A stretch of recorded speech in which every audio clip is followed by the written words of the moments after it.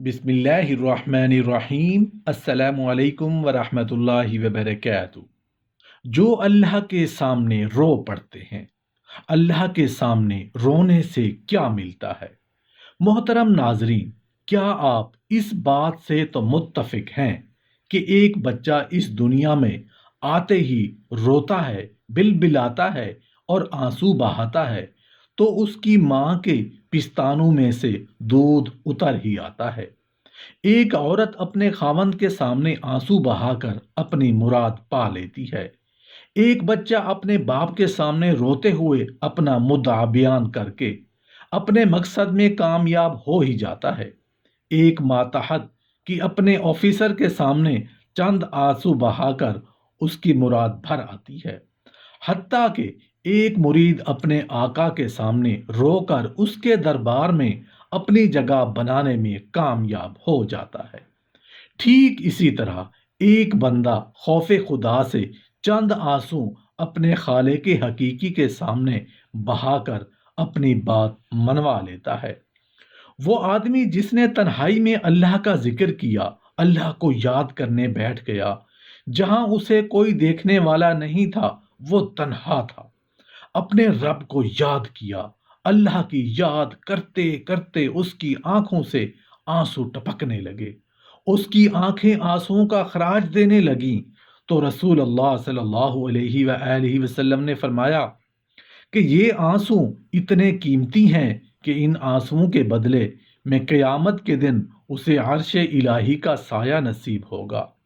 مولانا رومی رحمت اللہ علیہ فرماتے ہیں، جہاں پانی گرتا ہے وہاں سبزہ اگتا ہے، اور جہاں آنسو گرتے ہیں وہاں اللہ کی رحمت اترتی ہے۔ اس لیے جو اللہ کی یاد میں رونے کا لطف ہے اور اللہ کی یاد میں آنسو بہانے کا اجر اور ثواب رکھا گیا ہے، یہ گناہوں کو دھو ڈالتا ہے، یہ اندر کی صفائی اور ستھرائی کا سبب اور ذریعہ ہے۔ رسول اللہ صلی اللہ علیہ وآلہ وسلم نے فرمایا کہ راتوں کی تنہائیوں میں اٹھ کر قرآن پڑھا کرو اور قرآن پڑھتے ہوئے رویا کرو۔ پھر فرمایا، اگر رونا نہ آئے تو رونے کی کوشش کیا کرو۔ جب بندہ اللہ کے حضور آہوزاری کرتا ہے، عجز کرتا ہے، انکساری کرتا ہے تو اللہ کی رحمتوں کو جوش آتا ہے، اور اللہ تعالیٰ کی رحمتیں اس پر برستی ہیں، اور اس کے نہ صرف گناہ معاف ہوتے ہیں بلکہ اللہ تعالیٰ اس کے گناہوں کو بدل کر نیکیوں میں تبدیل کر دیتے ہیں۔ حضرت حیثم بن مالک رضی اللہ عنہ بیان کرتے ہیں کہ رسول اللہ صلی اللہ علیہ وآلہ وسلم نے لوگوں سے خطاب فرمایا، تو خطاب کے دوران آپ صلی اللہ علیہ وآلہ وسلم کے سامنے بیٹھا ہوا ایک شخص رو پڑا۔ اس پر رسول اللہ صلی اللہ علیہ وآلہ وسلم نے فرمایا کہ اگر آج تمہارے درمیان تمام مومن موجود ہوتے جن کے گناہ پہاڑوں کے برابر ہیں تو انہیں اس ایک شخص کے رونے کی وجہ سے بخش دیا جاتا، اور یہ اس وجہ سے کہ فرشتے بھی اس کے ساتھ رو رہے تھے اور دعا کر رہے تھے کہ اے اللہ، نہ رونے والوں کے حق میں رونے والوں کی شفاعت قبول فرما۔ حضرت زید بن ارقم رضی اللہ تعالی عنہ بیان کرتے ہیں کہ ایک آدمی نے عرض کی، یا رسول اللہ صلی اللہ علیہ وآلہ وسلم، میں دوزخ سے کیسے بچ سکتا ہوں؟ آپ صلی اللہ علیہ وآلہ وسلم نے فرمایا کہ اپنی آنکھوں کے آنسوں کے ذریعے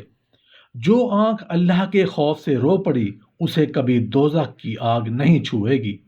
حضرت انس بن مالک رضی اللہ عنہ روایت کرتے ہیں کہ ایک مرتبہ رسول اللہ صلی اللہ علیہ وآلہ وسلم نے ایک ایسا خطبہ دیا کہ میں نے ویسا خطبہ کبھی نہیں سنا تھا۔ آپ صلی اللہ علیہ وآلہ وسلم نے فرمایا، جو کچھ میں جانتا ہوں اگر تمہیں بھی معلوم ہوتا تو تم ہنستے کم اور روتے زیادہ۔ حضرت عقبہ بن عامر رضی اللہ عنہ کہتی ہیں کہ میں نے رسول اللہ صلی اللہ علیہ وآلہ وسلم سے ملاقات کی اور عرض کیا کہ مجھے بتائیے کہ دنیا اور آخرت میں نجات کا ذریعہ کیا ہے؟ آپ صلی اللہ علیہ وآلہ وسلم نے فرمایا کہ اپنی زبان کو قابو میں رکھو، چاہیے کہ تمہارا گھر تمہاری کفایت کرے، اور اپنے گناہوں پر رو۔ حضرت عبداللہ بن عباس رضی اللہ عنہ روایت کرتے ہیں کہ میں نے رسول اللہ صلی اللہ علیہ وآلہ وسلم کو فرماتے ہوئے سنا کہ دو آنکھوں کو آگ نہیں چھوئے گی، ایک وہ آنکھ جو اللہ تعالیٰ کے خوف سے روئی، اور دوسری وہ آنکھ جس نے اللہ تعالیٰ کی راہ میں پہرا دے کر رات گزاری ہو۔ حضرت معاویہ بن حیدہ رضی اللہ عنہ بیان کرتے ہیں کہ رسول اللہ صلی اللہ علیہ وآلہ وسلم نے ارشاد فرمایا کہ تین افراد کی آنکھیں دوزخ نہیں دیکھیں گی، ایک وہ آنکھ جس نے اللہ کی راہ میں پہرا دیا، دوسری وہ آنکھ جو اللہ کی خشیت سے روئی، اور تیسری وہ آنکھ جو اللہ تعالیٰ کی حرام کردہ چیزوں سے باز رہی۔ حضرت انس رضی اللہ عنہ بیان کرتے ہیں کہ رسول اللہ صلی اللہ علیہ وآلہ وسلم نے فرمایا کہ اللہ عز و جل فرمائے گا کہ دوزخ میں سے ہر ایک ایسے شخص کو نکال دو جس نے ایک دن بھی مجھے یاد کیا، میرے خوف سے کہیں بھی مجھ سے ڈرا۔ حضرت ابو ہریرہ رضی اللہ عنہ روایت کرتے ہیں کہ رسول اللہ صلی اللہ علیہ وآلہ وسلم نے ارشاد فرمایا کہ اللہ تعالیٰ کے خوف سے رونے والا انسان دوزخ میں داخل نہیں ہوگا جب تک کہ دودھ تھن میں واپس نہ چلا جائے، اور اللہ کی راہ میں پہنچنے والی گرد و غبار اور جہنم کا دھواں جمع نہیں ہو سکتے۔ حضرت عبداللہ ابن مسعود رضی اللہ عنہ روایت کرتے ہیں کہ رسول اللہ صلی اللہ علیہ وآلہ وسلم نے ارشاد فرمایا کہ جس مسلمان کی آنکھ سے مکھی کے سر کے برابر خوف خدا کی وجہ سے آنسو بہہ کر اس کے چہرے پر آ گریں گے تو اللہ تعالیٰ اس پر دوزخ کو حرام فرما دے گا۔